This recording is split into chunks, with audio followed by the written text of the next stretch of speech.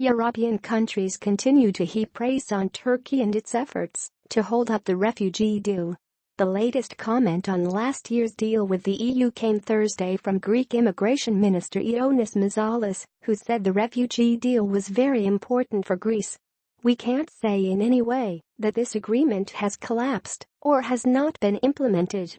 This deal is very important for us," the minister told reporters in the Greek capital Athens. Mouzalas said refugee crossings fell 97% after the deal was struck Thursday. In March 2016, Turkey and the EU signed a refugee deal which aimed to discourage irregular migration through the Aegean Sea by implementing stricter measures against human traffickers and improving the conditions of Turkey's 3 million Syrian refugees. Joel Millman, a spokesman for the International Organization for Migration, IOM, said on Tuesday that the number of asylum-seekers crossing into Greece had fallen sharply due to measures adopted by Turkey last year after the deal. According to the latest figures from the IOM, nearly 23,000 people passed to Greece from Turkey in the first 10 months of this year compared to around 170,000 last year and 780,000 in 2015. However, Mouzalas said that as of August there was a slight increase in the number of refugees crossing to the Greek islands. Still, a total of 281 foreign nationals were taken into custody in Turkey on Wednesday for being in the country illegally, according to security sources.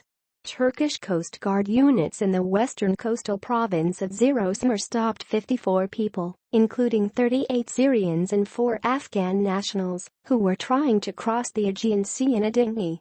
They set off from the Didim district of Aydın and were attempting to reach the Greek islands illegally. Another 48 foreigners, including women and children, were found by police in Turkey's eastern Elazığ province.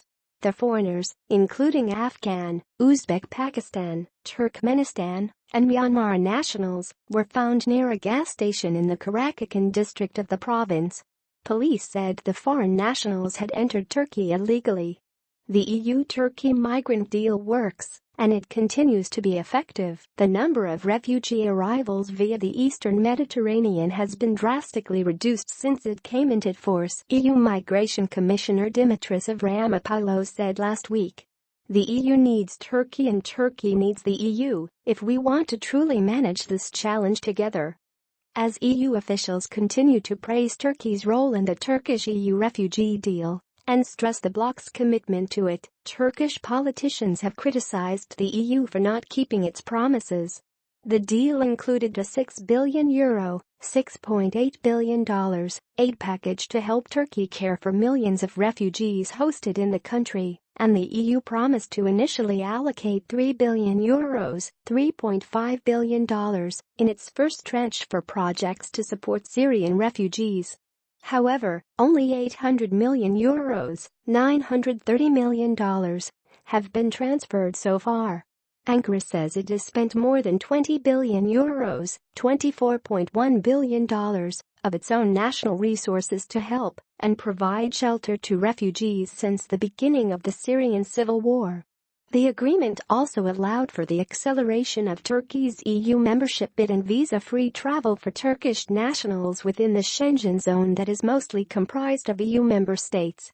Regarding living condition among refugees on the islands, Mouzalas said he has written letters to the mayors of the islands, calling on them to take the needed measures. If necessary, refugees could be accommodated on military ships, he added. Mouzalas also said that there has been a 27% rise in family reunification this year compared to last year. However, he refused to take the blame for the slow process. "We asked for 2 charter planes from Germany, but we got no reply," he said. Yesterday, a group of refugees who had been left stranded in Greece started a hunger strike in Athens in protest against the delays in reuniting with relatives, mainly in Germany. More than 100 refugees, including many children, staged a protest in the center of the city. Some of them held banners saying "Borders destroy families and I want to go to Germany." The already poor conditions under which thousands of refugees and migrants live on the Greek Aegean islands have significantly deteriorated over the past few weeks, international aid workers and local officials warned last week. The situation is worsening each day, the chief of doctors of the World Medicines du Monde told the reporters in Athens. According to official figures, there are some 14,500 people in asylum processing centers on the islands of Lesbos, Chios, Samos, Leros, and Kos, double the capacity of the camps.